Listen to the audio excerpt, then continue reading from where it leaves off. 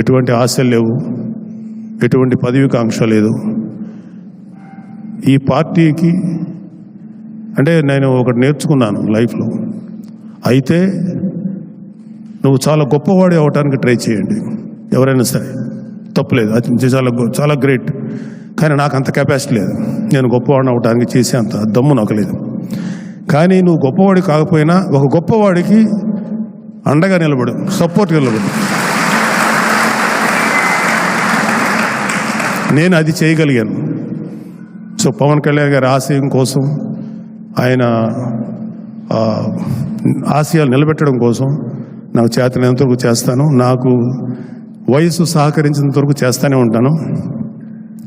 కానీ నిజంగా ఇవాళ మన అదృష్టం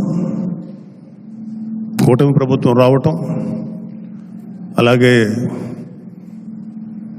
మన తెలుగుదేశం పార్టీ, బీజేపీ, జనసేన కలిసి పోటీ చేసి ఘన విజయం సాధించడం, ఒక గొప్ప అడ్మినిస్ట్రేటర్ అయినటువంటి చంద్రబాబు నాయుడు గారిని మళ్ళీ సీఎంగా చేయటం, ఒక గొప్ప మానవతావాది, మంచితనం, వ్యక్తిత్వం, త్యాగనిరతి ఉన్నటువంటి పవన్ కళ్యాణ్ గారు డిప్యూటీ సీఎంగా చేయటం, దానికి నిజంగా మన అదృష్టం. సో వచ్చి నెల అంటే ఇది out of the context, sorry to say this, వచ్చి 30-40 డేస్ అవుతుంది ప్రభుత్వం ఏర్పడి. అర్జెంటుగా ఏమి చెప్పినా ఇలాంటి పనికి మాలినటువంటి కామెంట్లు చేసే వైసీపీ వాళ్ళని చూస్తే నాకు చాలా చిరాగ్గా ఉంటుంది. మనం 6 నెలలు టైం ఇచ్చాం వైసీపీ ప్రభుత్వం వచ్చినప్పుడు, వాళ్ళు కనీసం 1 మంత్ కూడా టైం ఇవ్వకుండా కాట్ల కుక్కల్లాగా మీద పడుతున్నారు కూటమి ప్రభుత్వం మీద. పర్వాలేదు, మీరు పడండి, మిమ్మల్ని మీ పరిస్థితిని బట్టి మీకు యాంటీ రాబీస్ ఇంజెక్షన్ ఇవ్వటమో, లేకపోతే మీరు చేసిన యాదవ పనులకి తన్ని మీ నేరాలకి తగిన బుద్ధి చెప్పి లోపల వేయటమో జరుగుతుంది, దాంట్లో డౌట్ లేదు. ఏ ఒక్క వైసీపీలో ఉన్నటువంటి వ్యక్తి, క్రైమ్ చేసిన ఏ వ్యక్తి కూడా తప్పించుకోలేడు.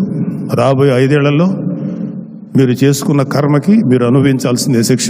ఎవరి మీద వ్యక్తిగతంగా మేము ఎటువంటి నేరారోపణలు చేయము, మేము ఏ వ్యక్తిని టార్గెట్ చేయము. కానీ మీరు చేసిన ప్రతి పనికి మీరు సమాధానం చెప్పుకోవాల్సినటువంటి రోజు నాకు తెలిసి 1 or 2 yearsలో వస్తుంది. అదే దట్ డిపెండ్స్ అపాన్ వాళ్ళ గ్రావిటీ, వాళ్ళు చేసిన నేరాలు ఎట్లా ఉంటాయి వాటిని బట్టి.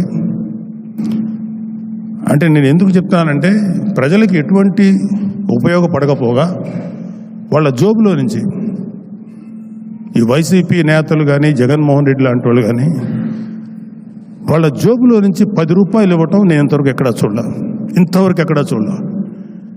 పైగా ప్రజల కోసం నిలబడి గత 15 ఏళ్ళ నుంచి, 10 ఏళ్ళ నుంచి పార్టీ పెట్టి 15 ఏళ్ళ నుంచి రాజకీయ అనుభవం ఉన్న పవన్ కళ్యాణ్ గారు ఎన్నో మాటలు పడ్డారు, ఎన్నో తిట్లు తిన్నారు. సరే, ఇవన్నీ పార్ట్ ఆఫ్ ద లైఫ్. నేను ప్రజల కోసం సేవ చేద్దామని ముందుకు వచ్చినప్పుడు ఇవన్నీ తీసుకుంటాను. ఎందుకంటే నా టార్గెట్ వీళ్ళ తిట్లు లేకపోతే వీళ్ళ శాపనార్థాలు కాదు, ప్రజలకి నేను ఎంత గొప్పగా సర్వీస్ చేయాలి అన్న ఆలోచన వల్ల ఆయన ముందుకు నడిపించగలిగింది ఆలోచన. అందుకే ఆయన ఇవాళ మంచి స్థితిలో ఉన్నారు.